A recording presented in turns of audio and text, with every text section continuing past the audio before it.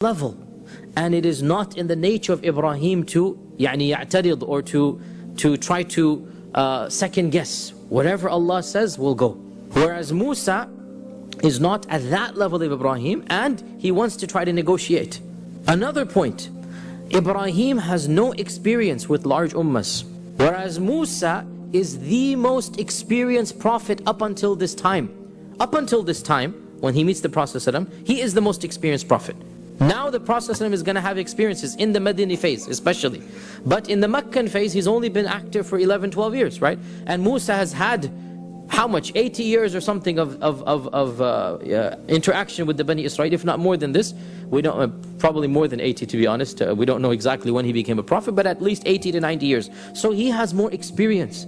And therefore, Musa is the one who asks him. Oh, there's a third reason as well, by the way. There's a third reason. So, the first two we mentioned. The third one, Musa knows that something is going to happen in this meeting. How does he know this?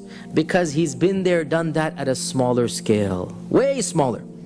Because Musa is the only prophet whom Allah Azza wa Jalla spoke to directly before the Prophet Muhammad Sallallahu Alaihi Wasallam. There is of course a reference to Adam being spoken to as well, by the way, but that was in Jannah. That was in Jannah. But Musa only went up to a mountain, and Allah spoke to him on this earth. Our Prophet Muhammad Sallallahu Alaihi Wasallam, he was granted a divine audience in the presence of the King of Kings, and he was called up as the messenger. So Musa has been there, done that at a way smaller scale, and that is on earth. And Musa knows. Now, by the way, this also shows Musa was there for how long? How long was he in Tur Sinai? 40 days. The appointment was for 30, and then Allah increased it 10. This clearly shows that a lot happened. What do we know of what happened? Nothing other than the 10 commandments. Correct? Right? Nothing other than the 10 commandments. That's what Musa tells his people and what we know. Similarly, the Prophet ﷺ must have been there for a time frame.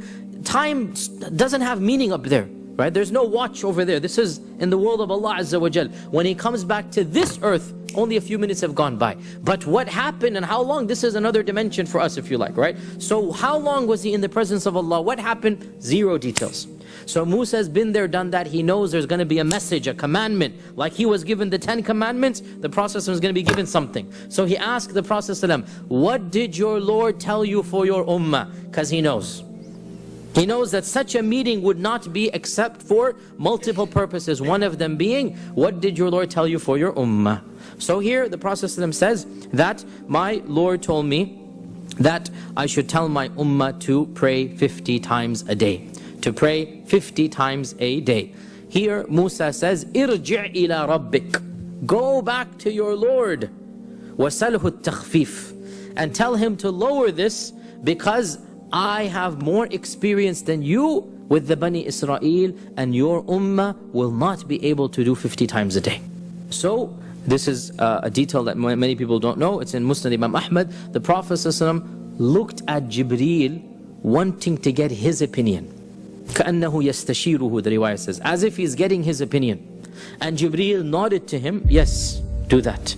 And this shows us that despite Musa being who he is, the Prophet ﷺ did not feel content until he got a second opinion. A second opinion. And you know, in the world that we live in, anything that's major, we should always get a second opinion. Here, even in the next world, the Prophet ﷺ is getting a second opinion, right? Musa's opinion is good, but it's not good enough. So he looks to Jibreel, كَأَنَّهُ يَسْتَشِيرُهُ, getting his istishara. What do you think? And so Jibreel nods to him, أي نعم, yes, you should do it. So basically backed with the second best prophet and the first best angel, right? The Prophet feels empowered. So, and this is, by the way, another evidence that Jibreel did not go up with him. That Jibreel is still down. That he's going up by himself. Right? So he goes back up, because if Jibreel had gone up, then he wouldn't have needed to do the asking there. Jibreel is in the 7th heaven, in the 6th heaven. So the Prophet went back up. Now here is where the riwayat differ. Some of them say it went down 5, 5, 5. Others say it went down 10, 10, 10. There is no way to resolve this. They're all authentic. But really the point is the same. And that is multiple times back and forth, back and forth. If 5 times, or was it 9 times? But it went back and forth. We don't know exactly how many, because the riwayah differ, but it was clearly at least 5 times. At least 5 times he's going back and forth, and every time Musa is telling him the same thing, that go back to your Lord and ask him to lower it, because I have tested the children of Israel and they will not be able to do this. Your ummah will not be able to do this. Until finally when he came back down with 5, this was when Musa said it one more time, and the Prophet ﷺ said, I have gone back and forth hatta istahyaytu, until I am embarrassed now. How much am I going to do? How much am I going to go back? وَلَكِنْ أَرْضَى وَأُسَلِّمْ, but I am content and happy.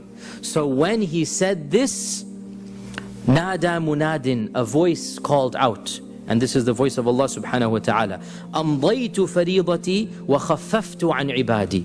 My fariḍah has been established, and I have made things easier for my servants. It is 5, but it shall be rewarded with 50. It is 5, but it shall be rewarded with 50. What this means is that Allah subhanahu wa ta'ala, somebody astaghfirullah with weak iman will say, why didn't the Prophet go back, get it down more, right? The response is, firstly, be careful of your adab with the Prophet, if anybody's thinking this. Secondly, Allah had already decreed it would be 5. And the Prophet, Allah basically gave him that ilham to know when to stop. That Allah had already decreed it would be 5. And that's why when the Prophet said, I'm embarrassed to go anymore, the voice came out. And the 2 people hearing it are the 2 people who've already had an audience with Allah, Musa and the Prophet, right? The 2 people hearing this have already had experience with Allah. So Allah is speaking to them because He's already spoken to them. And what does Allah say? This is my fariḍah, and it will pass. And I have already basically made it easy for my servants, and it is 5, but it shall be rewarded with 50. It is 5, but it shall be rewarded with 50. Now, over here, again, so much can be derived over here. So much can be derived. But of the things that we benefit from this, first and foremost, the status of the salah. The status of the salah. That, just like we talked about Surah Al-Baqarah, the last 2 verses being given at this time, in fact, the salah is in fact an even higher level, if you like, than this, because the purpose of the divine audience was to establish the salah. That every single commandment, from the zakah to the hajj to tahajjud to Qur'an to the jihad, everything, Allah Azza wa Jal sent Gabriel down to the Prophet to command us to do things. But for one commandment, it was so important that the messenger was called to the King of Kings to receive the message directly from the divine. There was only one thing that was so important that our Rasul is told, you need to come up, because there's a message that needs to be delivered directly to you.